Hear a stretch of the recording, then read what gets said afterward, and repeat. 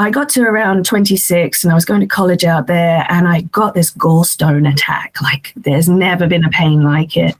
And I couldn't afford healthcare. I was a waitress and a student. And so I had a roommate who had some weed. And this was like since high school, my first encounter back with marijuana.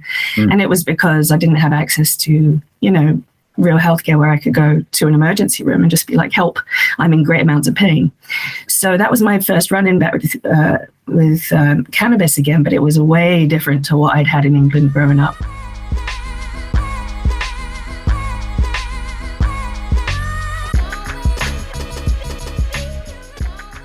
A Brit Abroad.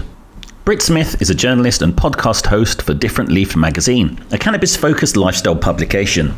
Originally from the UK, she's been in the US for the last 17 years and has witnessed firsthand how the cannabis sector has grown from med use in California to rec use market that's gaining momentum across the States today.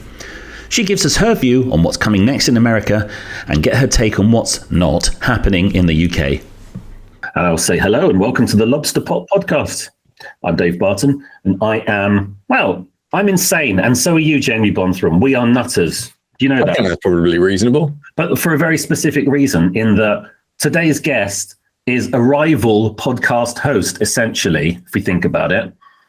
Rival is the assumption that we're in the same league, though. Dangerous. Well, I'm always punching, so I'm told anyway. But without further ado, we have someone who is, frankly, we brought her on the show because she's awesome. She knows a lot about cannabis. She's based in the US, but she is British, and she is called Brit. Brit Smith, Different Leaf podcast host. How the heck are you? I'm great, and an absolute pleasure to be with you two nutters. Yes, well, thank you. Well, I think we're in good company. So lots of people know you. We love the podcast. We think it's great. I think you're doing some amazing work and really helping unpick what's going on in American and global cannabis. But for those who don't know you, tell us a little bit about yourself and, in the words of the late Cilla Black, what's your name and where'd you come from? Oh my gosh, that just brought back so many memories. So yes, I'm Brit Smith, although that is a nickname that I acquired. Actually, my real name is not Brit.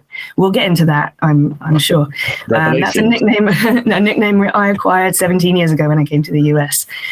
So I am from Purley, little town in South London. I went to, as we discussed, Dave, I went to Wallington Girls, which is where you're from. Lived in Wallington till I was about 8. So it's the bottom part of London, about as far, right on the edge, isn't it? That sort of area, Croydon, Sutton, Purley, Purley Way. There used to be my dad's friend lived in Purley. We would go to see him. And on the way, if we had time, we would go to a restaurant called My Old China, which was a Chinese restaurant. I didn't live too far from that. I always thought that place, rumor had it, was run by some sort of mafia. But we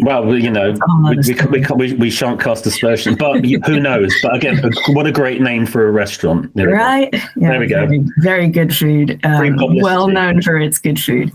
But after I was finished with sixth form at Wallington, I met a Texan who was traveling around London and caught my little 18-year-old heart, and I followed him back to the US. And I ended up in Dallas, Texas for the first 5 years, and we were married there for 3 of them. And after I got divorced, I was like, why am I in Dallas? I had friends in California, and I went out there and I was like, this is where I should be. Like, it was gorgeous. So I moved with some friends to Southern California, and I spent 5 years around LA, San Diego sort of area.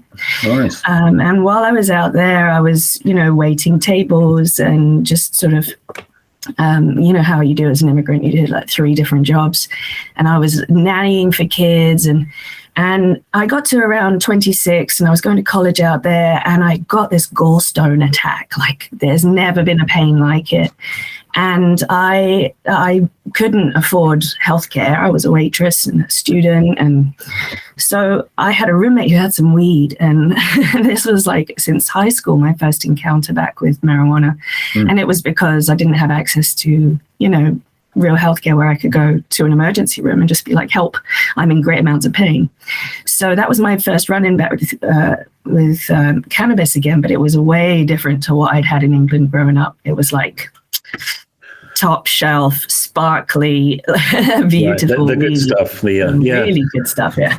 But let me ask, it's really interesting when you talk about you couldn't afford to go to the emergency room. I mean, we're so lucky here in the UK to have, the NHS. I'm not going to clap for them because I think that's patronizing, frankly. But at the same time, what kind of costs does it cost? What does it cost to go to an emergency room in the US? I mean, I guess your insurance. Fair question. If you have insurance, you're usually paying between $100 and $200 or $300 a month to have that insurance, and then you'd be able to go to the emergency room, and you'd probably get a bill for $200, $300 in the mail for the whatever you had there, the IVs, the time seeing the doctor, the bed, everything. So with insurance, it might come to $500-ish to go to an emergency room. Without insurance, it can come to, hold on to your hats, about $10,000. Well, just to sort of be rushed into the ER to sort of have whatever, and it could, well, in your case, gallstones. Yeah, the ambulance ride itself is about $2,500 to $3,000 just to get in an ambulance and all of the things that they'll do to you in there. So to be living in America without health insurance it's quite scary. And one of the only ways to get health insurance is to have a full-time job that offers you access to a healthcare plan, and they'll cover some of it and you pay the rest. But as a waitress and a nanny, I'm not about to get any healthcare plans offered to me. So, you're kind of just out of luck unless you want to pay a lot of money every month. Wow. So again, are there a lot of people looking for, well, I'm guessing this was a while back, but at the same time, is it something that still persists today? People are looking at things like cannabis as a kind of medical treatment or pain relief or all of that. Yeah, it's much cheaper, and there's probably less barriers to getting it than there is to getting regular medication, and also it's cheaper. Like it's so much cheaper to get yourself a pre-roll and have that on hand for next time you have a gallstone attack. You just smoke a little bit and literally the pain will dissolve away. Like that's much better than trying to call an ambulance and get them to give you morphine, which is essentially giving you that same sort of pain-free feeling. It's definitely still going on, yeah. Yeah, I was going to ask, is that, you were experimenting with it, essentially self-medicating as a medical patient. Did you feel like you were experimenting with it? Did you feel like you had kind of some method, as you began to experiment, or was it just kind of haphazard? I'll smoke half a joint and I'll feel better and that's cool. Or were you paying attention to it? How did you think you were like on that scale of self-medication? Well, when it came to the first time I tried it, I was scared because I was an immigrant and I didn't want to get in any trouble, and I knew that it was federally legal. So I was like, I'll just have the tiniest bit, and it's in California. Nobody's really going to come for you, right? Nobody cares. So my roommate packed me a tiny little glass bowl, like a pinch of weed. And I just sparked it once. I took one inhale, and within 30 seconds, I was spacey. I was like staring at the ceiling, having a great old time. And the pain was gone. And I didn't need to do very much. It was like that would last me for the rest of the night until whatever was going on in my gallbladder would calm down and the pain would stop. And so it would see me through, and it didn't cost me anything. It was my mates, No, but I mean, at the same time, were you kind of aware of what sort of strain it was, or what kind of, was there any of that kind of terpene profile with? No. I actually don't know where he got it from. I think he probably got it from a friend who was growing it. So I don't know. They probably knew the strain name, but I didn't ask actually. But is this pre-legalization or pre-medical legalization? No, there was medical. There was medical there. This was 2014, maybe 2013. Okay. So there was medical, and after about 6 months, I did get my own medical card. I just was like, I don't just want to be having whatever my roommate's having, I did get the surgery eventually, and I paid out of pocket for it, which was crazy. But I got my gallbladder removed, and then I was just like, anytime I hurt myself at the gym or like I pinch a spinal nerve or something, I just wanted to get through my classes that day and finish college. I would have to, I'd pop a gummy. And I was just like, sort of was a self-experimentation. Even with my medical card, it was like you call somebody who comes to your house and they have this pizza box or a toolbox, and they open it up so that they look discreet coming into your house. And they open it up and they've just got this like little shop of weed, and you can smell all the different strains, and there's all the different edibles, and there's vapes, and they'll explain to you what they think works. But that was the only guidance you could get. I don't think, I mean, there was weed maps, there was Leafly, like you could do some online research yourself, but it was really just self-experimentation at the time. Yeah. I think that's how a lot of patients get into it. You know, if they start, whether or not there's a legal framework for it, or if it's the illicit market, they start with that self-experimentation. And if there are legal options for them to go down, like you had, you thought, I'll do this properly and I'll go and, pursue it legally, in the normal way of kind of procuring it. And when those options aren't available, I think people almost get quite hardened to having to do it on their own. And that becomes very much something that they want to own. And then the longer that goes on, the harder it is for them to transition to going to speak to a nurse or speak to a doctor. That might be true, yeah, because you have this feeling that you already know everything that you can know. You don't really need any guidance because that just means rules and restrictions put on you. But I found that once I came out to Massachusetts after I had been in Cali for about 5 years, and I'd been to UC Berkeley, and I came out to Massachusetts, getting the card out here was very different. They would give you very different guidance. They were much more dosage guidance, and like they were focused on the terpenes and those kinds of things. But to be honest, that was like 6 or 7 years later. So stuff had changed. Yeah. So do you think it was the sort of, marijuana policy, it was more legal, there were more medical kind of opportunities, or was it kind of more, they just have a different take on it in Massachusetts, or kind of both, or is it, It might be a bit of both. There's a very big difference in cultures on the East and West Coast, especially in Massachusetts. A lot of people come out here for those like top-notch universities like Harvard and MIT. And so we have a very medically focused, research-focused city. Yeah. And there's a lot of microdosing. Are there people, is that kind of an open thing? Or people, you hear about sort of Silicon Valley types that go, we're going to microdose, we're going to focus, we're going to get this done, we're going to code. Oh, look, Facebook is, appeared. Is it that kind of mentality to, why don't we try this? And is it visible? Is it like I don't think it's that open because there's still so much federal funding for a lot of research institutions and hospitals and universities. So I think it's a little less like that on the East Coast, at least. But the difference in cultures on the East Coast and West Coast, I think that translates into what you experience as a patient on each coast as well.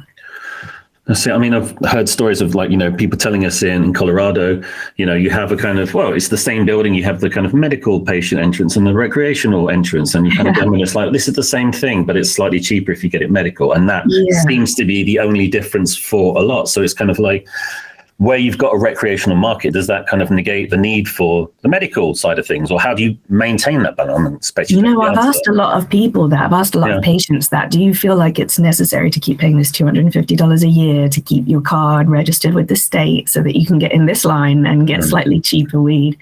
But I think what a lot of people find on the medical side is that they also get higher percentages that you're allowed to buy in milligrams. So you can actually get, like, if you need something that's incredibly potent and you don't want to be sitting there eating 5 chocolate bars because maybe you've got comorbidities, or you just don't want to put on a ton of weight, because it's few and far between to find healthy infused foods.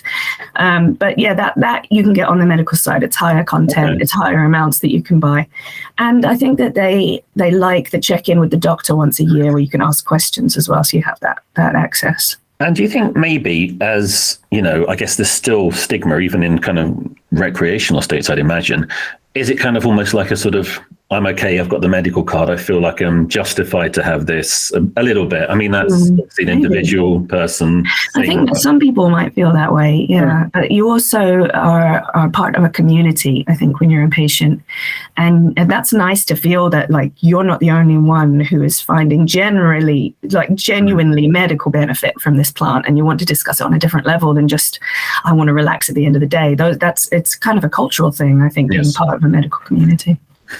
I think that touch on culture as well. You've got a real interesting sort of experience that most people won't have. So if you've landed in Texas as a Brit, you've gone to comparatively a far more conservative space. And then you traveled to California, which is considerably more liberal than Texas in both in terms of cannabis and just generally.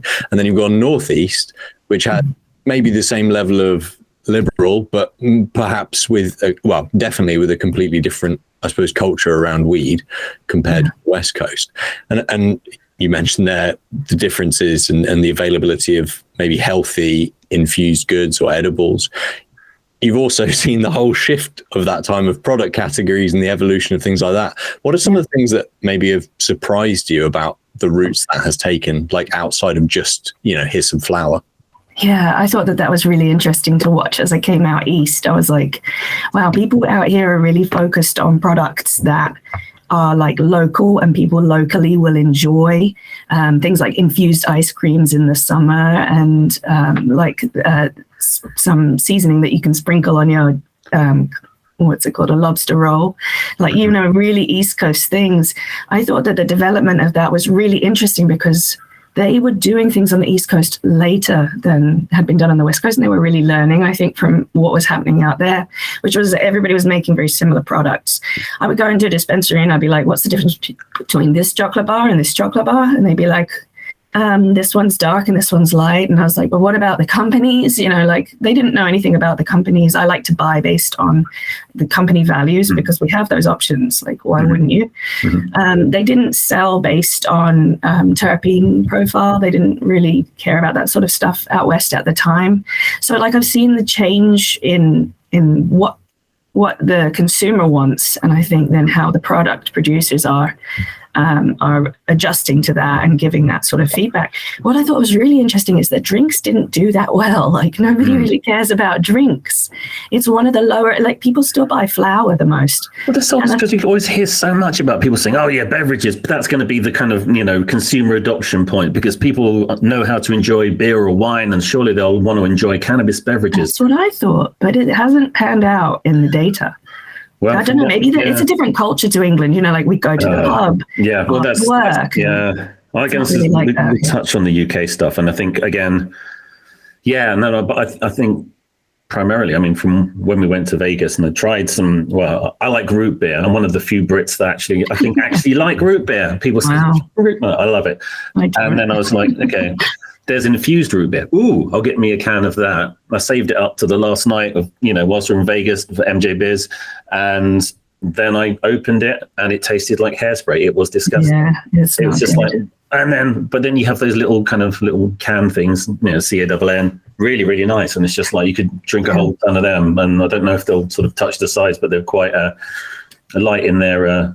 But again, this seems to be such, I guess it's like if you have a beer, you kind of know what you're getting, just regardless of what it is. I think that's the thing. When you're drinking cannabis, everybody's very, very aware, and we've had very long, decades of time for people to teach us about. You have one beer, you'll feel this way. It's equal to a shot. It's equal to a glass of wine, and you do this many an hour, depending on this body weight and this height and all that shit. Can I swear? I don't know. Yeah. Sorry. But, when it comes to cannabis, anything, we're still figuring out. Some people, 5 milligrams is not the dose. Some people it's 20 or 30. Some people it's 2.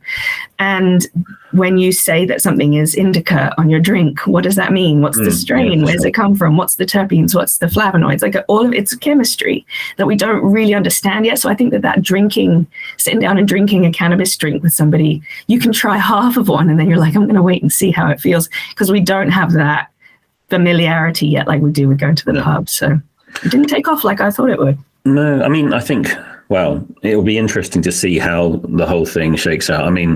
Again, I guess the biggest comparison to what we have here, as well as kind of beer, is the kind of energy drinks and things like that. And again, I don't know. That's something I've not really, again, that kind of sort of fad passed me by a bit. But it seems to be, it's still very popular. And energy drinks, yeah. And, the whole thing around, if you think cannabis drinks, you could see there being adoption, and there are more CBD stuff on the shelf. I had one the other day, and do you know what? This was one of the first times I properly had what did I get? I can't remember. Was it a CBD water? I've heard those are really nice. It was kind of, do you know what? What was it called? It was called like Metahuman or something odd like that. I don't know. I probably got it wrong. Sorry. I wouldn't drink that. I love that. No, that's everyone else. Human people. I'm sorry. The craft thing. It's called Cotswold Light or something like that. And no, I want to Metahuman. That's what I think. But it was not mess with that. No. But it was like it was like a bit like squash, basically. It was like cherry flavored squash with some, something that tasted sort of metallic. maybe the can. I don't know. Maybe I was eating the can. I can't remember. No, it was. But no, it was like the whole thing said sleep on it, and I was feeling a bit. I think I'd been sort of walking around with them a bit like, and I thought I'll just have it and see if it kind of calms me down. I'm like, nothing. And it did. No, it did. It kind of made me feel for the first time. I mean, that trying sort of something CBD that had an impact. I felt for the first time. You have so many options of CBD in England. Yes. Like, where do you start with what you choose to try, and where do you get it from? Yeah, well, I'm sorry to interview you, but I'm very interested. No, let's do it. Let's do it. No, so the CBD is everywhere. Like you can buy it in pretty much any shop. The classic like high street, I guess, like a Holland and Barrett or Boots. A pharmacy, a semi-pharmacy, effectively. That's really popular in there. And then drinks, any supermarket, any shop you can buy. I started out having CBD oil, like just tinctures, and they were okay, but it didn't really seem to. It felt very much like snake oil. But then not too long ago, I had some CBD tea, so just green tea bags with CBD in. Amazing, and really do like at the end of an evening, really like total relaxation. And I've no idea how much of it is placebo and how much of it is the reality. But either way, it works, and I think. That's interesting, just from the CBD perspective. It's an easy thing for people to tap into. And there's just a bit of a separation, I suppose, culturally between CBD and cannabis. And that's been done on purpose because it's much easier to sell it when it's not the bad part. Bad part. So it's interesting. And in terms of adoption, lots of people seem happy to do it. Dave always refers to the mum test. If you can get your mum to go and try it, then it's probably... anyone's probably willing to. Basically, that's so true. Are your parents around interested in it? Do they try it? Mine do. Yeah. My mum uses CBD oil and like swears by it. Really helps with her back. So she's a convert to it. I keep trying to get my parents, but they're just like, no, we're all right. I'm like, do you know what? If I'm making you dinner, I'll put some, just... Yeah, they'll never know. It's the and they're like, no, don't do that. I'm like, I'll get... No, no. Don't drug your parents. No, well, I'm not... PSA. Yeah. Please, kids, don't drug your parents. Stay away from parents and drugs. No, again, there's so many different things. I mean, like, CBD gummies for sleep. I mean, that seems to be a big thing as well. Like the use cases, I think people are starting to get more and more of, right, okay, that'll help me relax. That'll help me sleep. But I think, again, part of that sort of snake oil thing comes from it can do so many different things. It's the kind of thing like, or what it's being billed for, like pain relief or like, to help, dermatology or, skincare, help your complexion, help you do that, help your teeth feel. It's like, hang on. How can it do so much? And I think, genuinely, absolutely it can, but it's understanding the extent or the use case, or how can the thing that I use to help me sleep also be good for my skin?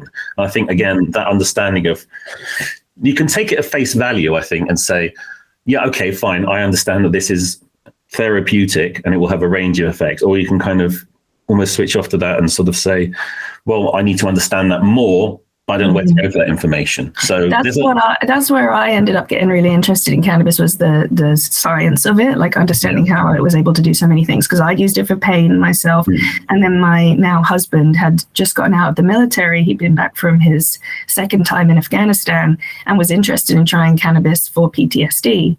And then my mum, when I was at Berkeley, my mum back in England was diagnosed with cancer, and I was really interested in hearing how cannabis might be able to help cancer patients in many different ways. And it hit me in the same way that you're talking about, like, how is it able to do all these different things? What is going on? It must be in charge of everything inside of your body. And that's it. It's either that or it's bullshit. And I think people lean more towards, this is bullshit. What are you telling me? How can this thing that's been, bad drugs for so many years all of a sudden like be a kind of panacea to so many different things? And I think that's a hard conversation to have with people. Do you know, I had an interesting conversation. Actually, it's on the episode that you were listening to, Dave, about how CBD is done in Japan. Yes. And the whole ethos behind the interview was, how do we talk to people from, I guess, cultures where cannabis aversion is traditional, where people are scared of the idea of something coming from the cannabis plant, and they don't understand it. How do you introduce them to like hemp extracts that might be good for them, like CBD? And he was like, skincare, something they already know. They're not going to, it's lotion, you're putting it on your face, like you've already used this before.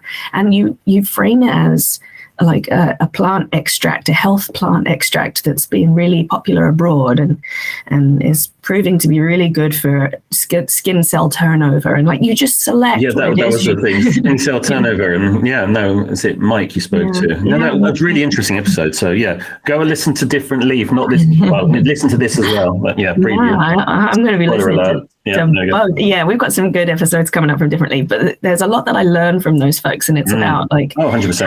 how do you introduce this? There's an incredible benefit to it, but there's such a massive stigma around the plant. Like how do you cross over those things? And I think it's interesting to watch abroad and see how you guys do things in England. Yeah, because like we can learn a lot, I think, from how people do things differently with cannabis. Well, I think again that's part of our MO with this podcast is talk to people from different parts of the world. So say, how are you involved in the industry? What's the legality there? What's the culture like? You know, are people kind of open to this, or is it a case of? I think we were talking to.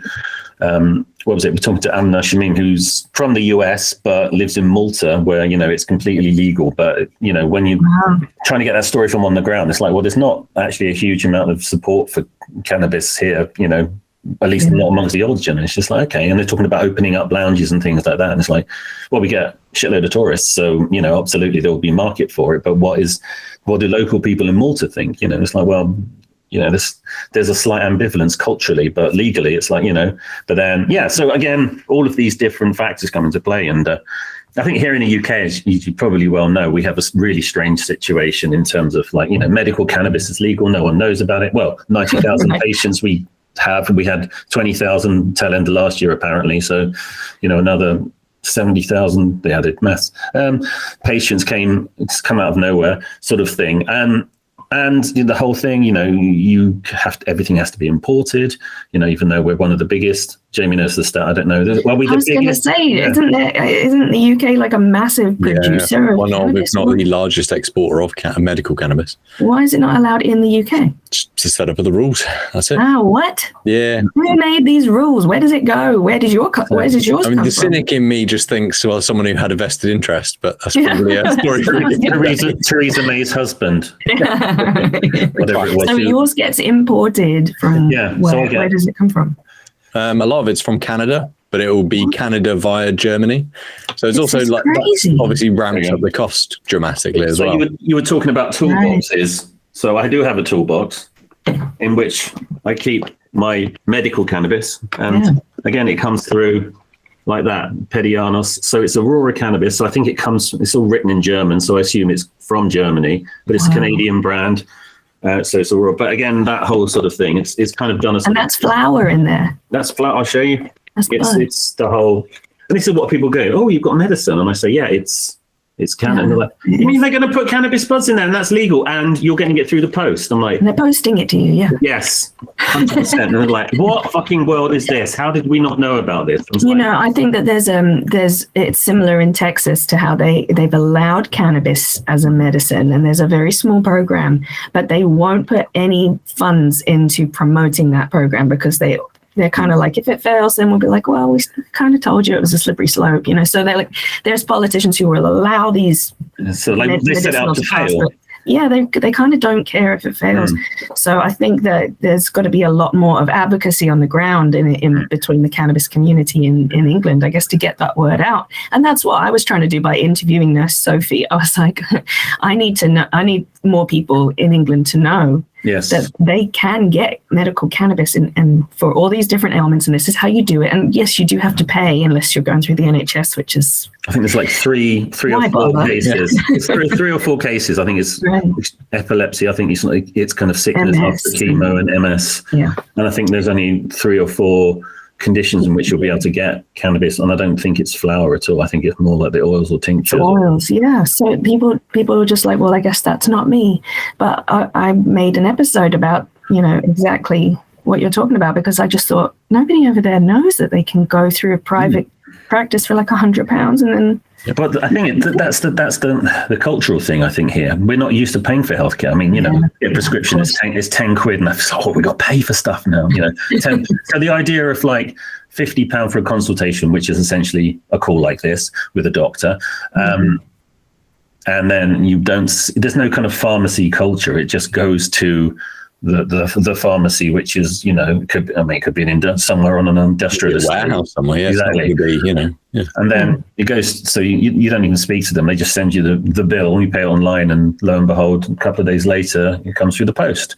It sounds very American, I mean, it's really convenient, really cool. I can see why Brits don't want to take to that, though. That's very impersonal care, and it's expensive as well. It's totally out of step with the rest of the sort of healthcare that people experience. That's the problem. There's no GP, there's no, not that A&E is a good example, but there's none of the normal touch points that you might have throughout your life in terms of your medical journey in the UK. It doesn't touch any of them. So there's just... Well, they send your records. You have to send part of the process. You have to kind of, get your GP to send your medical records to the cannabis doctor. But again, I think it's just verification that, basically you have to have a qualifying condition, which could be, number of different things, from psychological, physiological, pain management, et cetera, and then you have to have tried at least 2 different forms of treatment, which could be medication, it could be therapy, it could be a combination of both or whatever. And then that's the kind of box. Those are the boxes you need to tick, and then you can kind of proceed as intended. And once you've kind of met that criteria, it's more a case of, well, what can we get you? And it's a question of, well, what do you have? What do you recommend? And it's like, well, let me just have a look. And, I'm not trying to diss anyone, but again, the experience is really an interesting one. And I think it's an important one. But again, I think there's still that kind of, I don't know I don't know what it is. Maybe doctors feel awkward about prescribing cannabis, even if they're working at a cannabis clinic. I don't know what it is. Or it's like, we understand why people need this, but we don't necessarily innately understand it as a treatment, because I guess that's not the way doctors are educated. And there's a big gap there. And how do you prescribe something that is a plant? Do you know what I mean? Like it's very different to how they're used to doing it. They're used to having all these studies backing it, and then all the pharmaceuticals, and then all the dosing regimes taught to them. And it's a very, very different way of doing care with plants. But I think that it's something that will change over time, and it will have that feedback from those patients about, like, this is too clinical for me. You need some interaction with another human. Those sorts of feedbacks will be really important to shape it. Absolutely. And I think as marketers, looking at how, again, the product categories you have in the US, from like, canned hard gummies to like different beverages to can and all of that, thinking, wow, that feels such a long way off here. Because, again, white medical bottle like that, and that's fine. It does what it's the same thing. But again, thinking around people's attitudes, or how do you brand something like that? How do you take a product to market? Again, it all kind of depends on what is permissible from a kind of, we don't want to kind of get into the or make it attractive to kids, but again, at the same time, you don't want to have something too bland. You need to be able to create a brand around it, and like, how do you do that in these kind of environments, and how do you? It's a very long way off. How long do you guys think until you might? I mean, you'll inevitably get recreational cannabis at some point, right? I think maybe, I don't know. I'm going to say at least 6 years.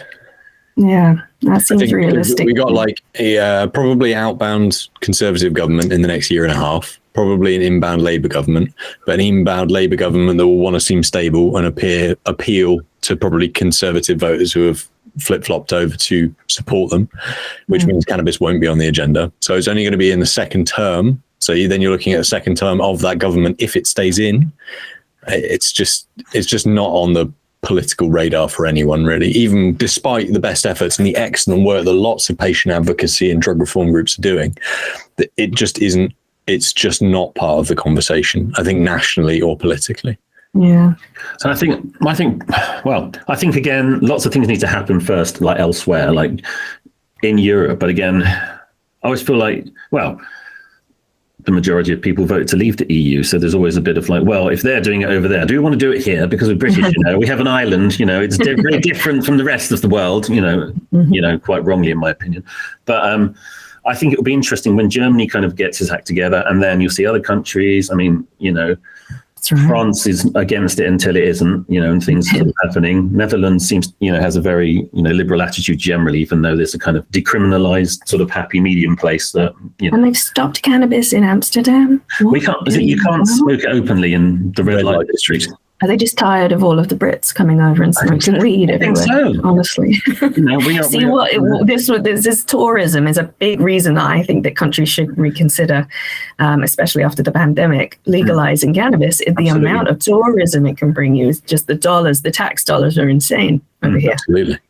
I'm talking to, was it Brian Applegarth from the sort of cannabis tourism? And again, thinking around, I mean, again, there's such a long legacy of it in the US, particularly California and particularly Northern California. Mm-hmm. And I think culturally it's more embedded in, I mean, you'll probably be better placed to comment on this. It's more visible, always has been more an American thing than a kind of European thing. I think that's very true. Yeah, I think in Europe it's been considered this sort of enjoyable taboo, and Brits really love those sorts of things, or it's kind of naughty and cheeky, but you do it anyway. But in the US, I think it's been, much more openly discussed and part of the culture, especially in California. You can go to parties and people will have like high-end bongs and dab rigs and vaporizers, and everybody's sharing weed and passing around gummies, and it's a very normal thing in a social situation to be enjoying cannabis in some way over there. Very different to the UK. No, that's it. I mean, again, but it's, I think, historically as well and things like that, like, the whole, but I think there is a strong culture of, cannabis here. It is illicit. I think, there's a certain stereotype that goes with, a cannabis user, basically, as there is everywhere. Sure. Changing that stigma will, I think we can lean into medical cannabis. I mean, again, patient groups and things like that, and the work of organizations like PLE and, the Cannabis Industry Council. I think, again, there is significant sort of organizations legitimizing, the consumption of it for medical purposes. But there's nothing, I think, leaning into like getting patients together, having groups, creating, making sort of the CAN card thing actually legal or a requirement would help a lot. Because again, my toolbox, gets in the hands of the police, they're going to think, what is this? I'm like, well, it's medical cannabis. Oh, is it? Right. And you come in. But there's nothing, really. I mean, there's the prescription, but there's no kind of viable way of proving this, It's like, we'll let it happen, but we don't really want to sort of look into what that means or what it could mean. And I think that is a big mistake. But, like you say, I think so, again, roundabout sort of way of saying, I think 6 years is generous. I think it's more like 10, honestly. I think 8. Let's go 8, because I think, the appetite for it. But then, what the hell do I know? Things just change overnight sometimes. They really do. I feel like America influences, and the American markets influence a lot more around the world than we think. And I reckon that if it goes federally legal here, I think that you'll see a sprout of other countries very quickly. Nice. Yeah, because they'll want to do international trade with the US and Canada, and Mexico won't be too far behind. And like it's gonna spread like wildfire, I think, as soon as the US does it. Well, then that's my question to you. Then, how long do you think before federal legalization? Oh my God. I've been thinking about this one for a long time, and for a very long time. Like, I think I've been covering this for 6 or 7 years, and I've been saying, in the next few years. Yeah. The whole time. It's similarly, it's not on the national radar here as much as you would think. But what happens instead is that each state will legalize slowly but surely at their own pace. They'll do medical first, just CBD. Then medical will expand. Then they'll say no to recreational a couple of times, then recreational will come. So it's like a patchwork that's going on really slowly, because the cultures here are so different that there's never going to be I don't think there's ever going to be a massive move nationally to vote to legalize it.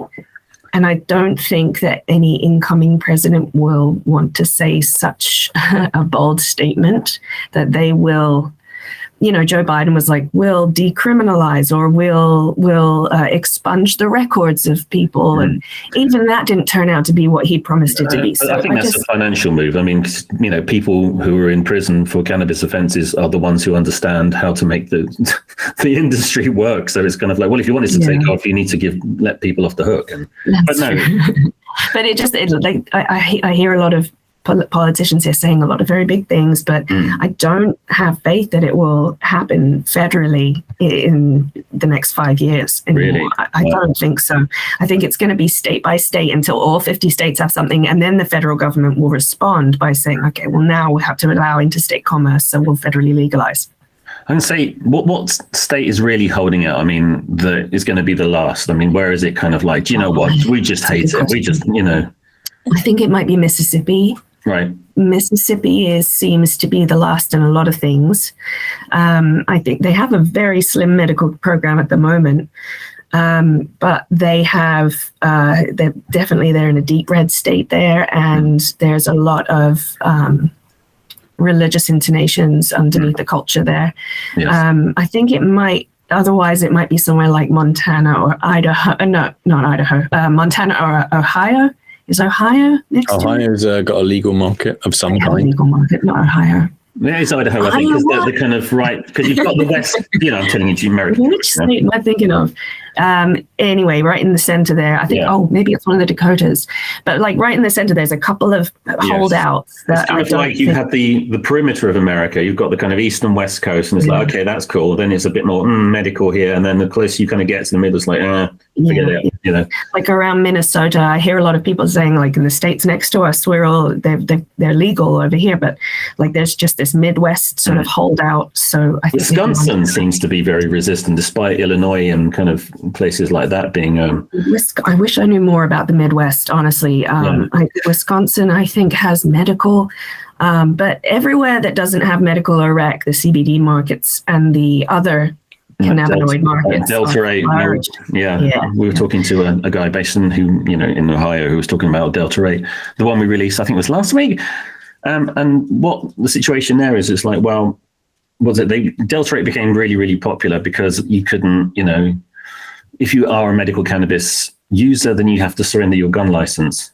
And that's like infringement of Second Amendment rights. Is that right? Yeah, but that's since changed. Judges set a precedent now. Is that right? Yeah, I think it was just last week that was overturned as an infringement on the Second Amendment rights to have a firearm.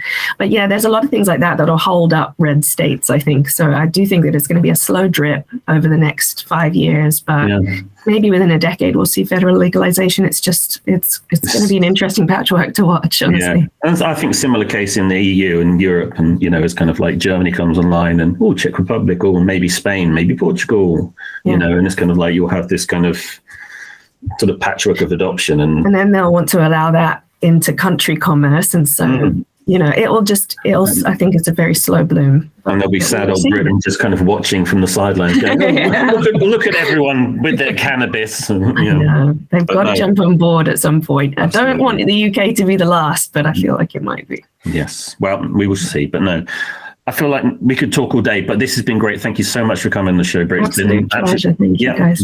Really, really cool. And I will look forward to hearing the rest of the podcast and just following what you guys are doing. And it's great stuff. And it's great to find someone who's kind of your foot in both camps around UK and the US and cannabis.